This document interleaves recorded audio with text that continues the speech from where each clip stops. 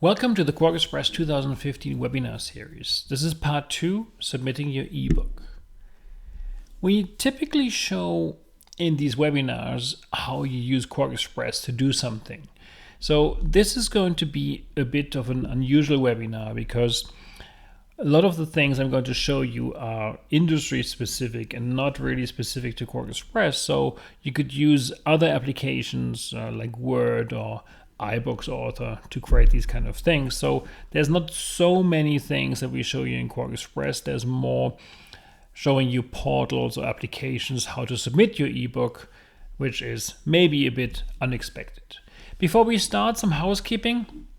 Since we're going to distribute this webinar via YouTube again, you can leave your comment in the comments field, share your thought underneath this video, and we will answer the questions after having released this webinar or latest within one business day. If you have more questions, then please visit our forums or go to our new Facebook group about Quark Express, where the product team will also answer you. One warning, please, since digital publishing platforms are changing constantly, there might be things that are different if you look at this a few days later. This is being recorded in the beginning of August 2015, so there might be things that have changed. So please carefully check whether everything is still the same as I'm showing you.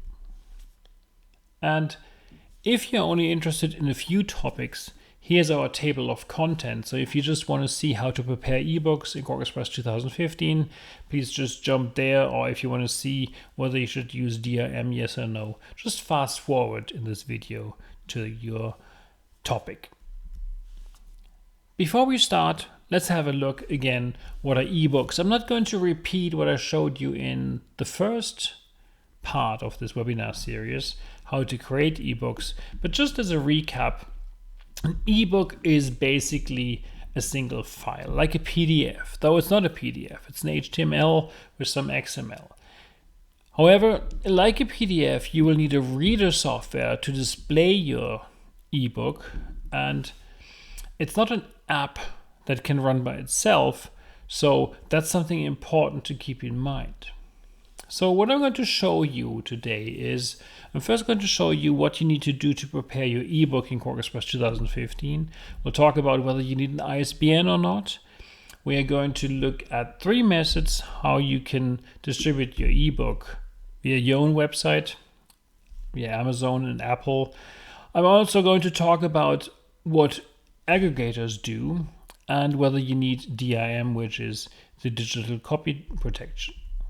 And in the end, when your ebook is online, we're going to talk about what's next, so pricing strategy and marketing. So let's start. So here's the ebook layout again in Quark Express 2015 that I showed you in the first part. I'm not going to show you how to create an EPUB or a Kindle today because I showed you that in the first part. What I'm going to concentrate on, and just to recap this, is what you need to do in Quark Express to submit your ebook.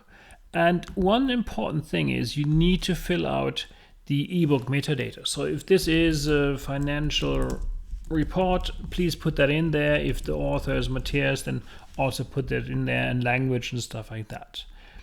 One question is, do we need to fill out the ISBN number? So do you need an ISBN? Well, if you're just going to publish via Amazon, no, you don't need one, it's optional. Same for Apple, iBooks, you don't need one, it's optional. If you publish your ebook on your own site, you also don't need an ISBN number. Well, and whatever you do, if you also have a printed book, please don't use the same ISBN number as your printed book for your ebook, because an ebook is its own publication, so it needs its unique ISBN if you want to use one. There's one advantage of using an ISBN. If you do that, typically in all countries, you're listed in all relevant databases so that if possible, people could order you via any bookshop or any e-store. There's cost involved with getting an ISBN. In the UK, it's around £90. You get a block of 10. In the US, it's around $125 for one. And if you want to apply for an ISBN in the UK, you need to go to nielsenbook.co.uk, and in the US, you need to go to isbn.org.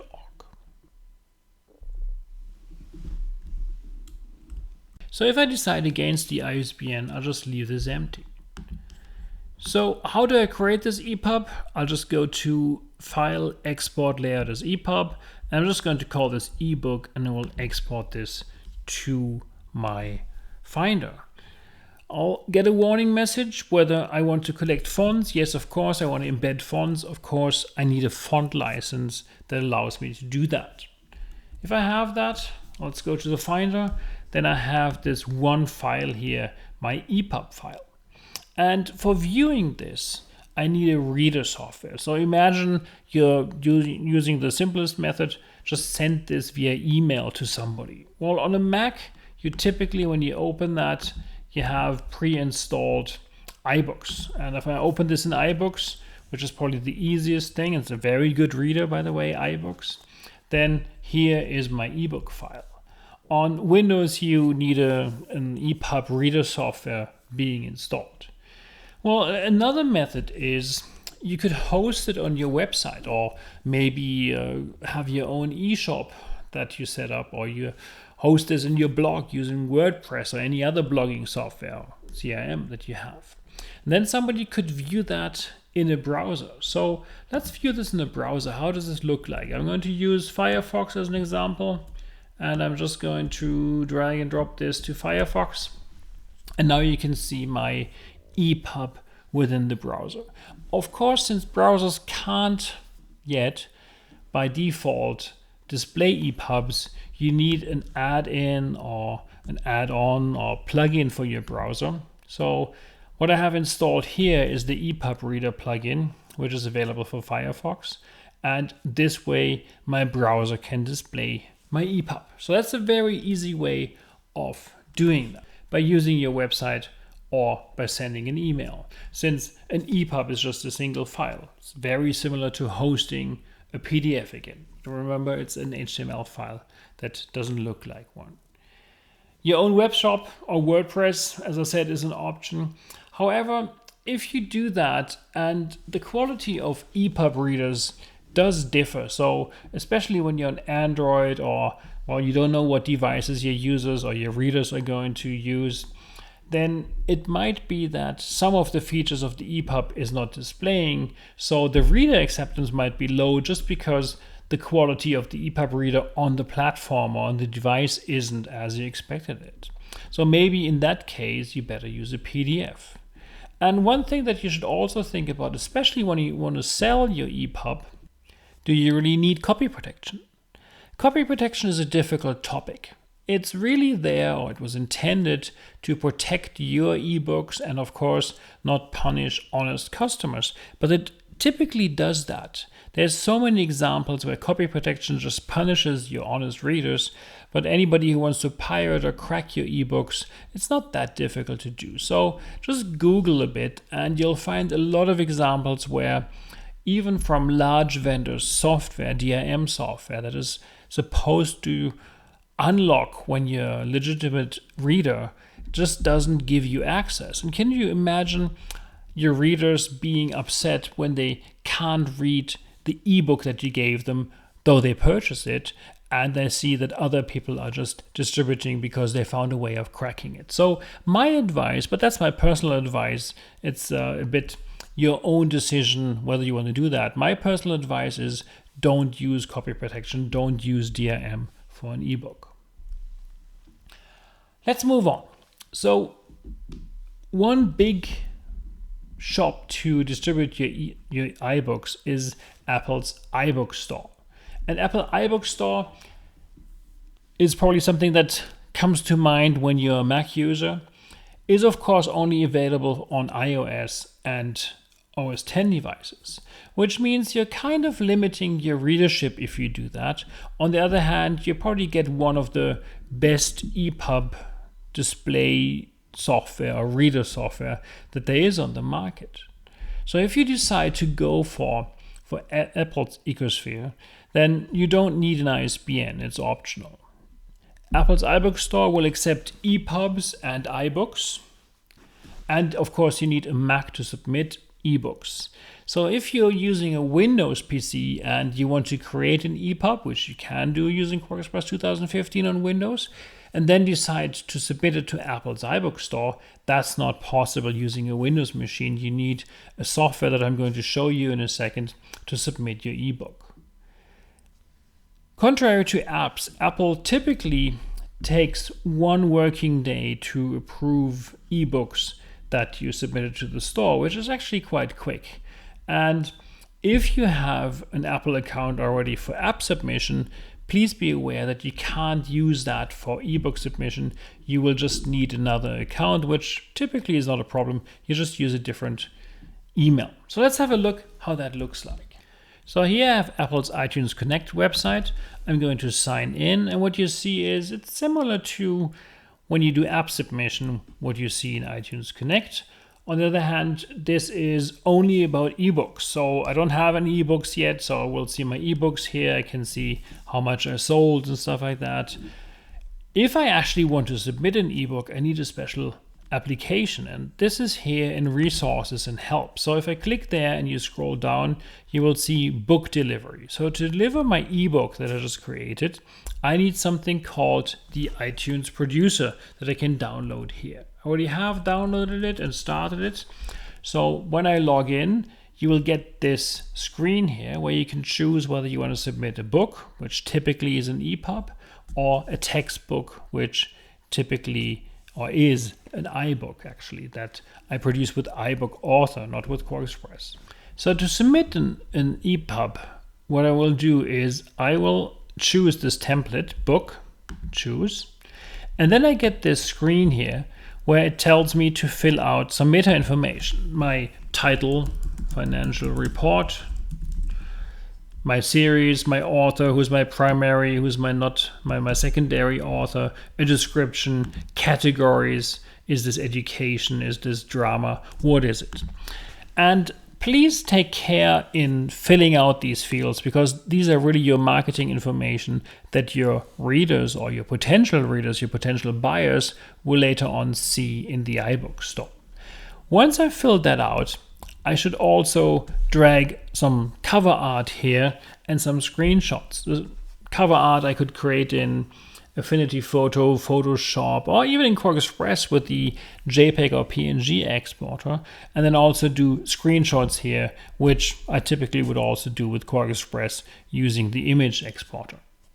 Once I've done that, and you can see that I already have some red fields because I didn't fill them out correctly, then I also need to submit my file. So I'll click on File up here, and now I go back to my Finder, and I'll take my ebook and I'll drag my ebook here. So you can see here is my ebook, and now I need to fill out the rest of the details, and I can submit this here, which I won't do in this webinar because I think it will just take too much time.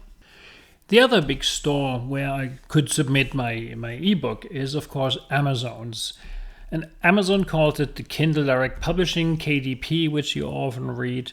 And the advantage there is it's available on many platforms. So you have readers on Mac, on Windows, also on iOS and Android, and of course also on the Kindle devices. The black and white is more for the more text-savvy publications. We are talking here about fixed layout, rich ebook layout.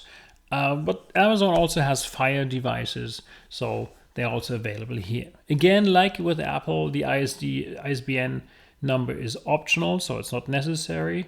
And Amazon only accepts the Kindle format. However, there's internal and external converters. With external, I mean there is converters that you can use before submitting, and internal, you can submit a Word file to Amazon and they will convert it for you.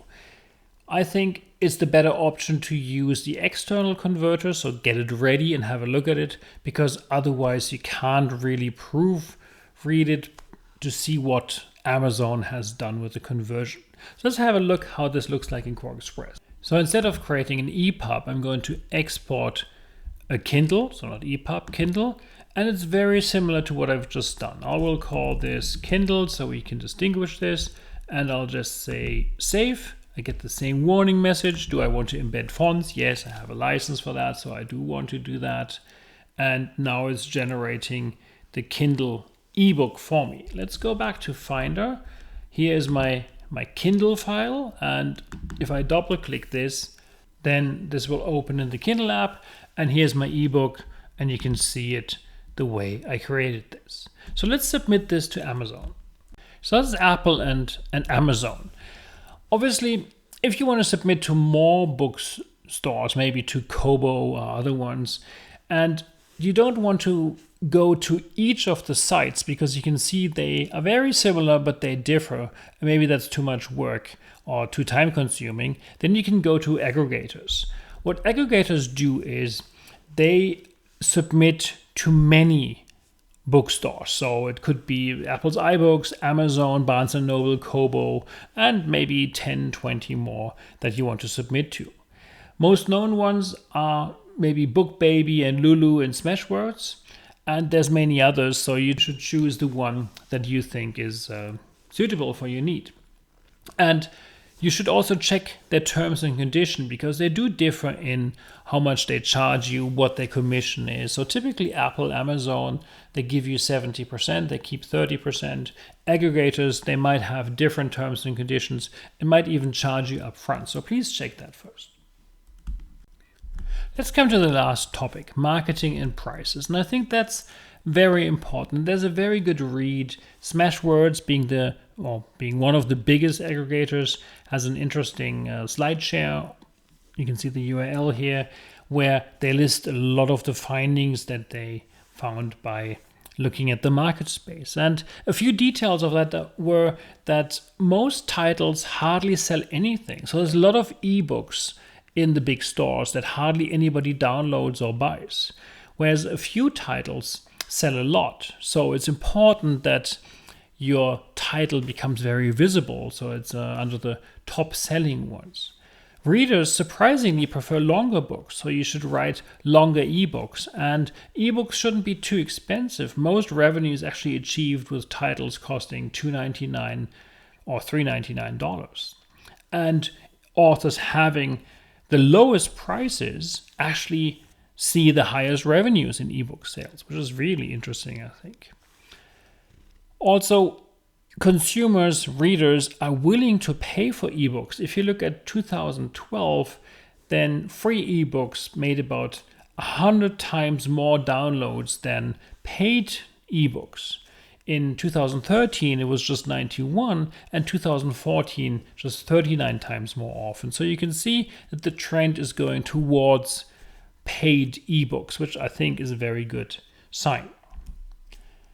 However, books do not sell themselves, so what's very important is that you use marketing, you use word of mouth and your own network to first spread it, and to use social media. I think it's very important for authors to have their Facebook site so that they can connect with their community and start spreading the existence of the ebook. For prices, my opinion is don't choose too high prices, especially not close to the printed book. I've seen that many publishers use a price that is very similar to the printed book, maybe a $3-4 off or £3-4 off. And then customers will go for the printed book. You can see that in Amazon ratings. A lot of people say, well, I'm not buying the ebook. It's just £3 cheaper than the printed one. And then when I have the printed one, I can sell it once I read it. So it's much cheaper for me. And since print is a prime channel, you should also position it as a prime channel also by using a price. I think a very good example, an ideal example in my opinion, is A Book Apart. Let's just have a look at their website. They are selling very interesting books for responsive design, but also for designers or content strategy. So if I look at this book here, Design is a Job, you can see the paperback is $18 and the ebook is $9. And I think that is something that is attractive, where customers, your readers, will say, well, half the price, that's very attractive, so I rather go for the ebook. I want to have something more valuable than I maybe go for the paperback, or maybe I go for the bundle, right? So I think they're doing it the right way, and I really like their books. I can really recommend them. So let's recap. The easiest to distribute ebooks is via email or your own website or your own shop or via your own blog. You should think about whether you really need DRM. So isn't that hurting your customers? Should you really do that? When you want to sell your books, you can do that via Apple or Amazon. Amazon needs the Kindle format, Apple the EPUB format or the iBook format. And remember that you can't use the same Apple account for submitting apps and ebooks. When you create ebooks in QuarkXPress, don't forget to set the metadata in QuarkXPress 2015. Think about whether you need an ISBN and keep your marketing in mind. Think about Facebook pages where your author will tell about the ebook. And I have listed some links that I found that are really interesting. So the first one, the Planet Quark one, is actually a free guide to self-publishing. It's from 2012, but a lot of the things are still valid. And if you want to download that, just go to the site and apply for the free download. There's also a CNET link where they tell you how to self-publish an ebook with a lot of tips. I also like the gopublishyourself.com. It seems to be there's a lot of guest authors writing about their experience, how to publish and what to keep in mind. And the last link I found very interesting because it's more about the legal and the financial aspects of publishing an EPUB. So this brings us to the end of our webinar today. I hope you liked it. A bit unusual, not much software, more portals, more theory. But I think this is very important if you want to publish an EPUB. And next time we are back with software. So thank you for your time. If you have a comment, please ask the comment in the YouTube field. And thanks again.